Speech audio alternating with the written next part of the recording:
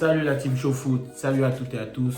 Bienvenue dans votre épisode de Show Foot, épisode numéro 28, Ligue des Champions, 8e de finale. D'abord, on va accueillir mon gars, Chris. C'est comment mon gars? Ça va ou quoi? Calme, on a bossé, on va voir ce que ça va donner. Bon, match retour de 8e de finale de Ligue des Champions. Bayern de Munich, Rasenball, Salzbourg.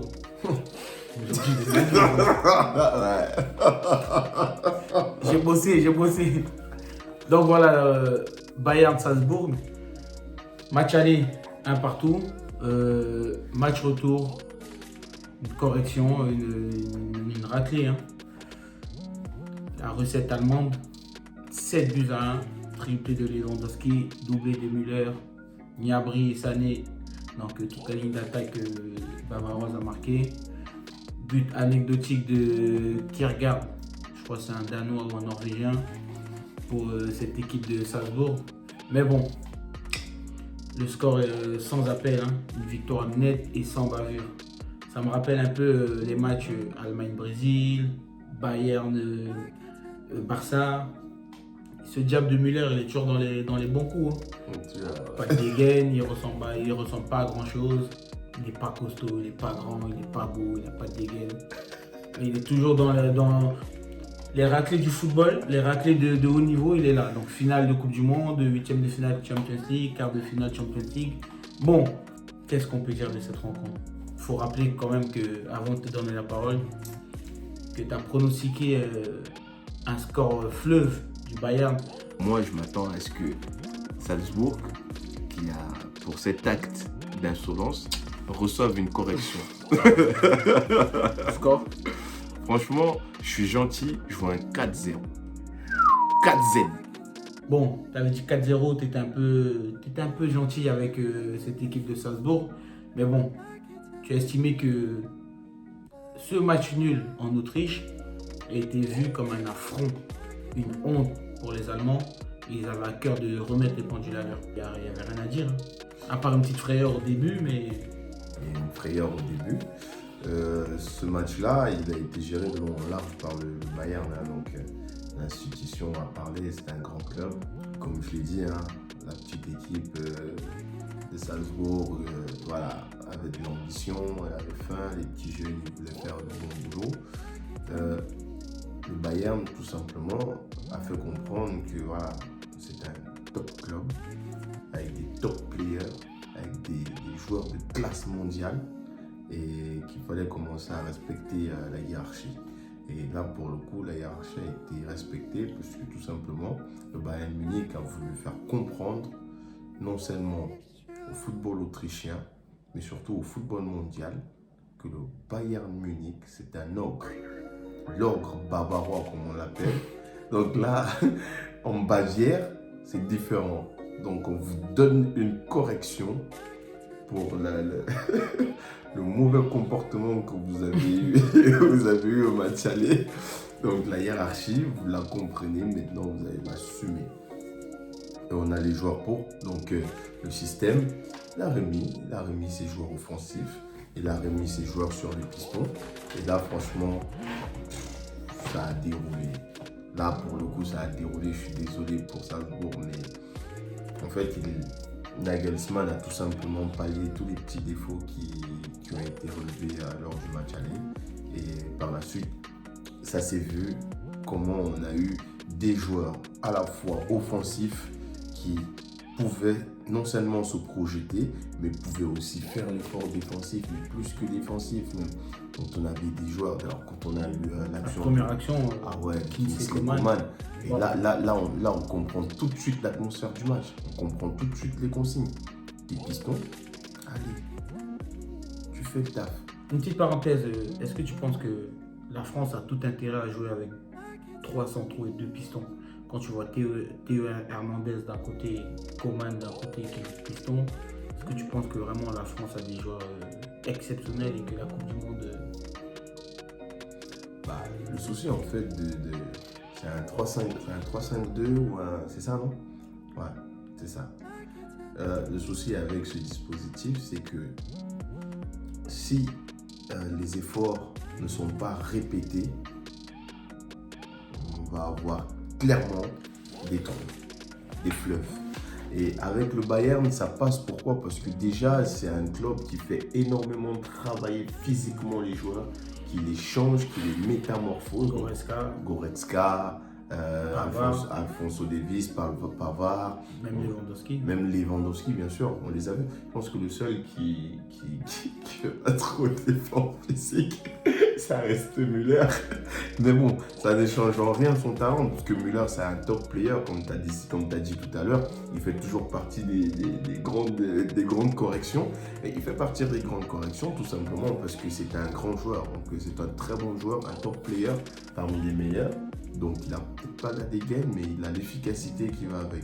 Mais le Bayern, franchement, travaille ses joueurs physiquement. Donc, ce qui fait que les efforts à répétition, l'intensité, je pense que, mis à part le Bayern, je crois que s'il y a une équipe qu'on peut qualifier, entre guillemets, d'aussi impactante physiquement, c'est l'Atlético.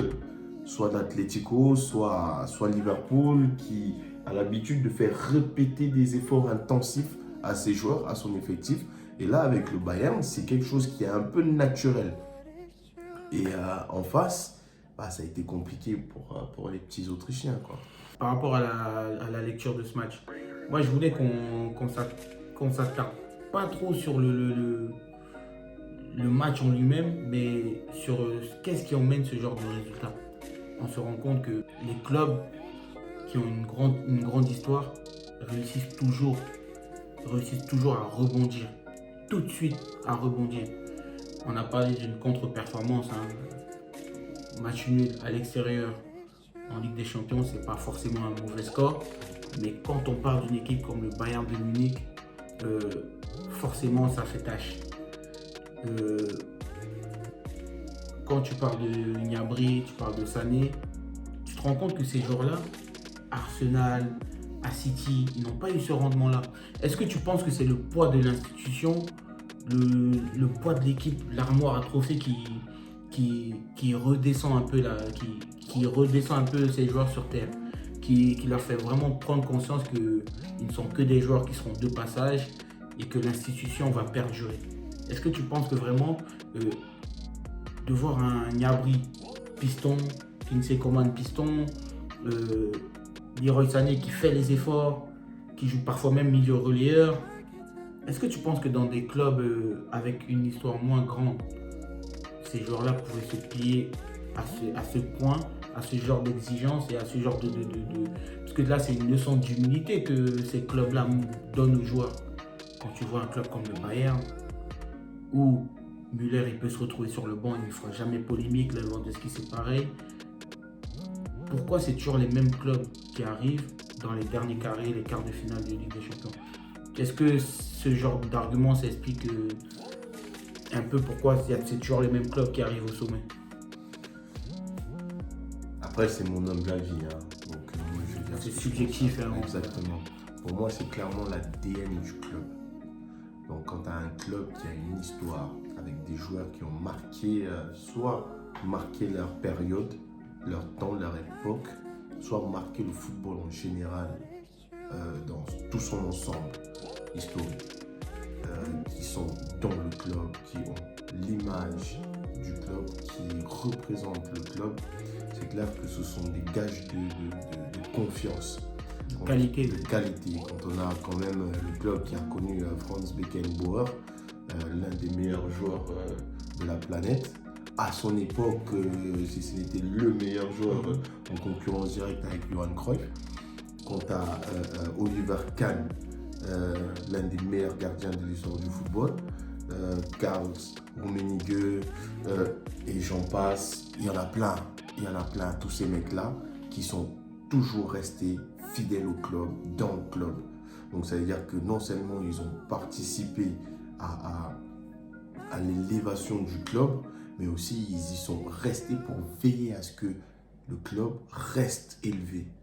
Donc quand toi tu es un jeune joueur qui a vu à la télé ces gens-là, tu es fan, qui connaît l'histoire, tu es obligé de te plier, tu es obligé de suivre la ligne qu'ils imposent. Pourquoi? Parce que tu sais que ce sont des gens qui connaissent, entre guillemets, le secret du succès.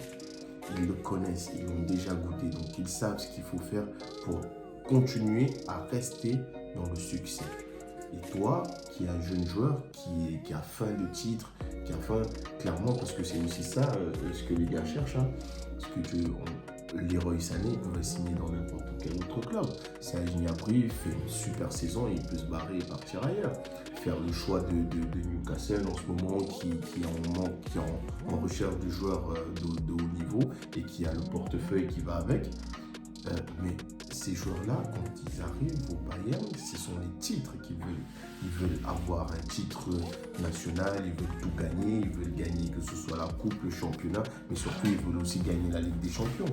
Le Bayern, c'est un club qui est habitué à gagner aussi cette Ligue des Champions-là. Donc ce qui fait que ces joueurs-là, quand ils arrivent, ils sont obligés de se plier. Et c'est aussi le cas de l'entraîneur plus particulièrement, que je vais prendre en exemple, Nagelsmann. Il vient quand même de Leipzig avec une clause libératoire de 10 millions. Donc ça, c'est une première pour un entraîneur. Déjà, payer un entraîneur 10 millions. Pour les joueurs, c'est normal.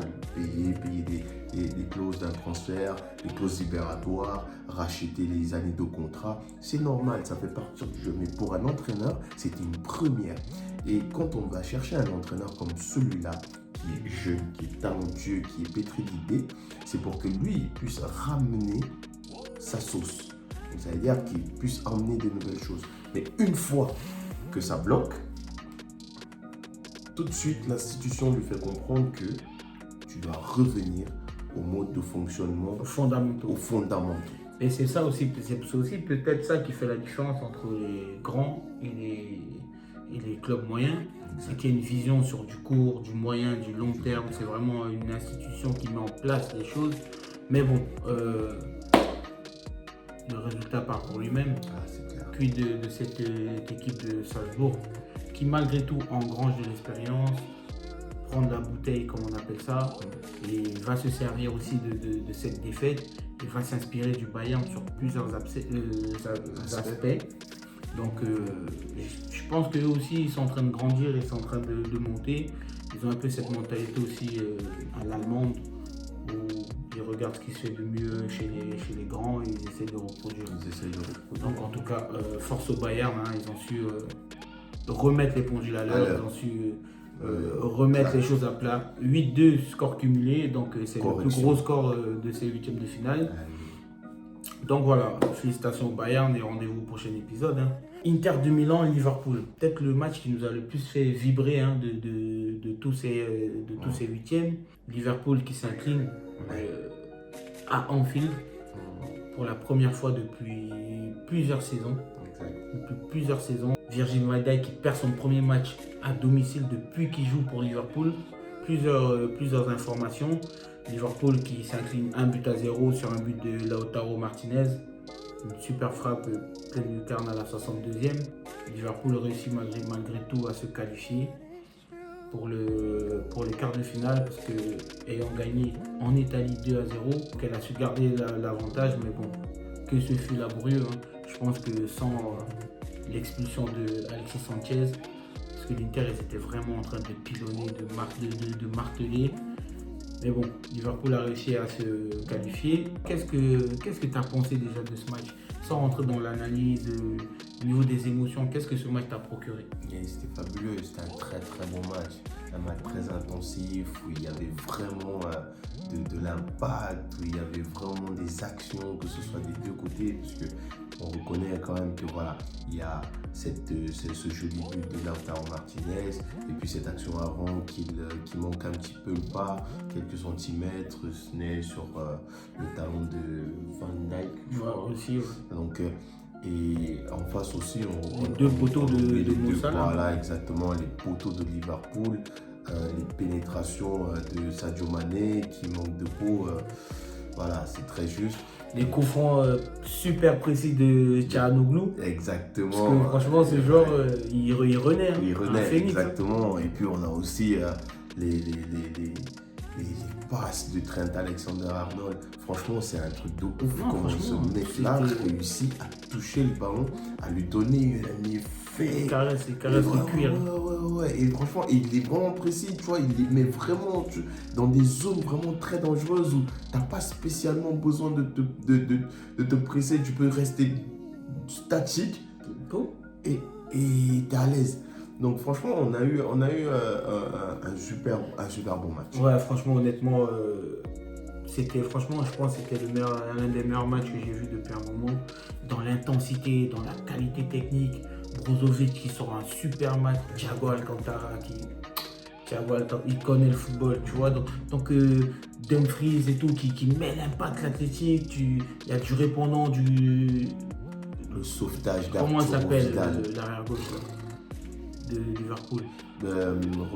Robertson. Et tu sens vraiment que un match de qualité. Même les coachs, tu sens que Simone Inzaghi et Jürgen Klopp, ils se renvoient à la balle tactiquement. Ouais, bien sûr. Il y a un défi tactique. C'est clair. Andanovic qui sort une belle prestation. Alisson qui au pied est magnifique. Tu sens l'impact de Matip et tout. Donc franchement, il y avait beaucoup de qualité dans ce match. Oui. Et je pense Milan que Skriniar, gros match, ouais, Milan Skriniar. gros match. Ah oui. Et je pense que les Interistes ils se sont mis dans l'ambiance en field. Est-ce que tu penses que les grandes bâtisses comme ça, les grands stades avec une histoire, un vécu, ça transcende les joueurs? Parce que franchement, quand tu regardes un match de l'Inter en Serie A, et tu regardes ce match-là, tu te dis putain, mais l'Inter, tu les fous en première ligue, ça va devenir une équipe qui va faire des 4-3, des 5-2. Non, enfin, je sais pas. Qu'est-ce que tu en as pensé, toi, de ce match? Non, mais clairement. Arturo Vidal. Ouais, oui. Clairement, l'environnement change aussi. Hein. C'est ça galvanise les joueurs. Tu sais, il y a des stades comme ça, c'est des stades mythiques où quand un joueur il y entre, on ne le reconnaît pas. Tu vois, on a des noms, tu vois, comme Old Trafford, Bernabeu, le Camp Nou. Il y a beaucoup de stades. Oui, non. Plus le Vélodrome. Plus le Vélodrome, ouais. Le Vélodrome, ouais. Ça ce sont les stades qui galvanisent. Et ça, c'est en partie aussi par l'intensité que mettent les supporters. Le 13e homme, il a clairement un rôle hyper important dans le monde du football. Parce que si tu n'as pas cet engouement-là des supporters, et bah, en fait, ce match-là, il n'est pas différent d'un match de club amateur, par exemple, tu vois, où il y a 2-3 supporters qui sont là. Donc, ce match-là, et puis aussi l'Inter aussi a un stade mythique. San Siro, c'est un stade dans lequel tu ressens des frissons quand tu y joues. Donc on a quand même aussi l'épopée, que ce soit avec le Milan à la bonne époque, que ce soit avec l'Inter, tous les matchs qui se jouaient là-bas, par exemple aussi les grands classicos entre l'Inter et le Milan, c'était très intensif. Adriano Ibrahimovic, Exactement. Donc, ce qui fait que Recoba, Zanetti, Maldini, exact. Cordoba, Voilà. Matea, oh là là là là, le Donc, football qu'on aimait, Milito. Voilà, c'est ça. Donc, et l'Inter, on ne va pas oublier que c'est un club qui a ce truc-là, qui aime ce genre de match, qui aime ce genre de stade. Et clairement, en field, ils étaient dans leur élément. Non, mais clairement, on a vu deux grandes équipes qui jouaient pour deux grands clubs dans un grand stade, dans la plus belle des compétitions du monde. Ouais. C'est-à-dire que aujourd'hui, ce match-là, on n'a même pas envie de l'analyser sur le plan tactique. Non, on a envie de vous partager en fait le plaisir qu'on a eu à regarder ce match parce que c'était un match vraiment chatoyant, flamboyant. Honnêtement, il y a eu beaucoup plus de buts à Bayern Salzbourg. J'ai vu zapper, tu vois. Le match de Liverpool, c'est vraiment ce genre de match qui représente la Champions League. Quand tu parles de Champions League, tu penses à ce genre de match. Pourquoi? Parce que l'Inter, ils vendent clairement leur chance. Ils n'ont pas de pression, ils n'ont pas de calcul. Ils viennent jouer un grand match dans un grand stade contre une grande équipe, un grand club. Et honnêtement, nous, ça nous a fait kiffer. On voulait vous faire partager aussi ce moment. C'est clair. La qualification de Liverpool est méritée malgré tout parce que le haut niveau, c'est aussi ça, savoir être efficace dans ces temps forts. Liverpool a eu peu de temps fort, mais a été efficace dans ces temps forts. Et l'Inter, malheureusement, qui était un peu sorti de la cour des grands, on va se dire les choses, hein, qui avait été remplacé par la Juve, même par Naples. Atalanta, tu vois, donc il y a eu ce petit, tu vois, cette vague de grands clubs comme le Milan, comme l'Inter, qui ont un peu baissé le pied, comme la Roma, et là ils sont en train de revenir, et voilà, franchement c'est intéressant. En tout cas, nous on voulait vous faire partager vraiment ce match-là. C'était un résultat, il y a eu peu de buts, mais c'était un grand match, honnêtement c'était un grand match. On a vu des grands joueurs sur le terrain, Fabinho, franchement, honnêtement, on peut vous dire les 22 acteurs, même les remplaçants, tellement ils étaient. Perisic, il était très bon. Donc vraiment, c'était un grand match. Et nous aussi, on a voulu quand même. C'est vrai que chez au foot, c'est de l'analyse, c'est des pronostics. Mais bon, c'est aussi du plaisir, la passion du football avant tout. Tu veux dire un mot pour conclure ou... Ouais, moi je veux dire un mot. Par contre, le match en lui-même, il a été excellent, mais par contre, l'arbitrage a été très pas au niveau du tout. Moi, je n'ai pas du tout apprécié l'arbitrage, honnêtement, parce qu'on part, franchement, l'arbitre là, il ne sait pas gérer. Non, je suis désolé, parce qu'on part quand même d'un match comme celui-là, avec ces deux équipes-là, c'est un pur plaisir. Alors, le fait d'avoir un carton rouge, franchement, ça a un peu bâclé la fin. Ça nous l'a bâclé. Parce qu'on a toujours un goût. Je ne partage pas ton avis. On va avoir un goût de. Il lui prend quand même. Il lui prend un petit peu la cheville, mais bon. Non, il lui prend. Alors, on ne va pas rentrer dans le débat de l'action. Parce que, quand même, on a un joueur qui, non seulement à la fin, ne maîtrise pas la fin de son geste. Pourquoi est-ce qu'il ne maîtrise pas la fin de son geste? Aussi là, on est obligé de rentrer dans le contexte technique. Ouais. Parce qu'on remarque sur le ralenti que Sanchez glisse avant même le départ de l'action. Et c'est cette glissade-là qu'il essaye de rattraper, mais malgré tout, il touche quand même le ballon.